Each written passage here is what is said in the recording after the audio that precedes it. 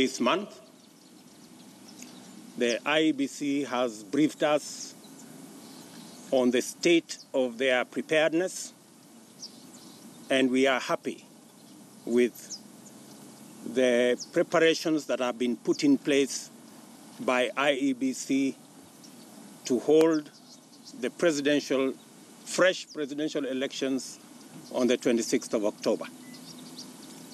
They have briefed us that they have already identified all the suppliers that they need. They are in the process of training their staff and preparing the elections in accordance with the Constitution and the law. They have told us that they will pay special attention to the directions that were given to the IEBC by the Supreme Court with respect to the management of presidential elections. They have briefed us that at the moment there is staff training going on around the country in preparations for the 26th of October. They did ask us for the requirements of agents from our end, and we have informed them that we are completing the identification of the 41,000 agents that will help in the management of this election, and that by end of this week we will submit our list of agents so that we can begin to establish the understanding that is necessary and required between agents and the IEBC staff that will together be engaged in the management of the election.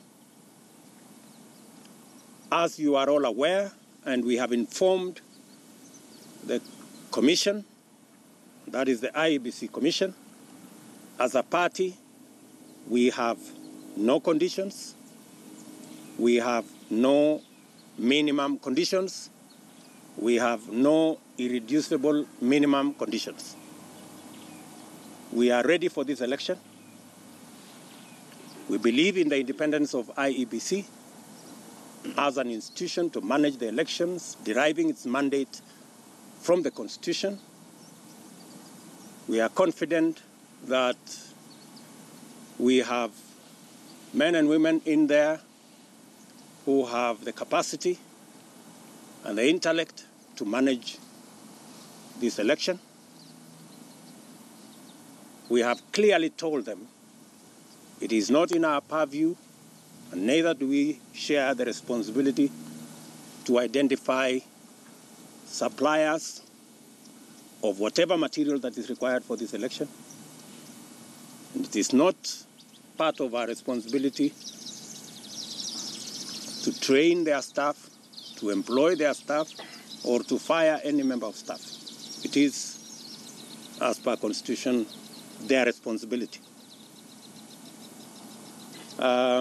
We have also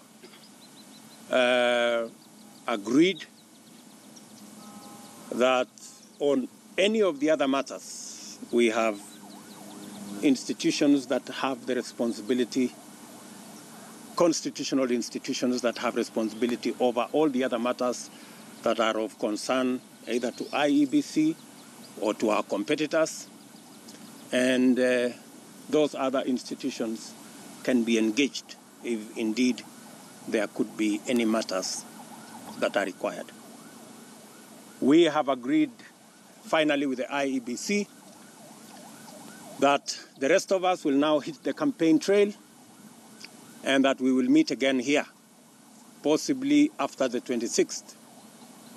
And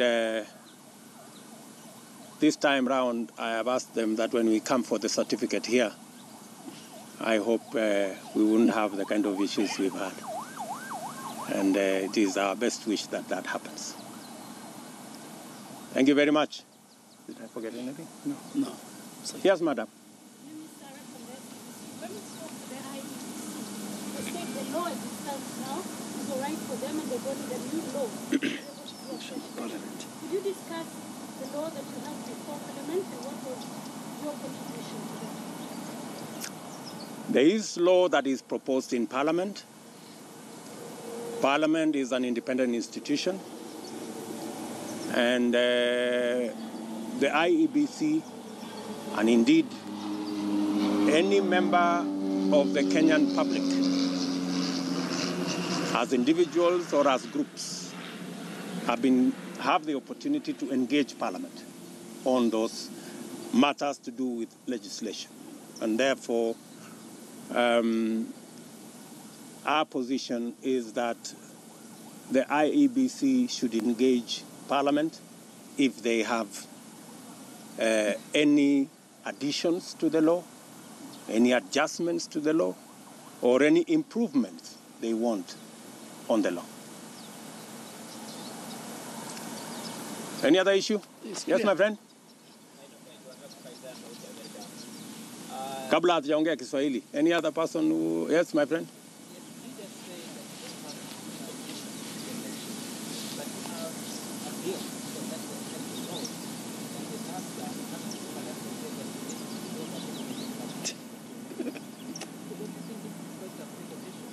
It is not a condition, because it is Parliament.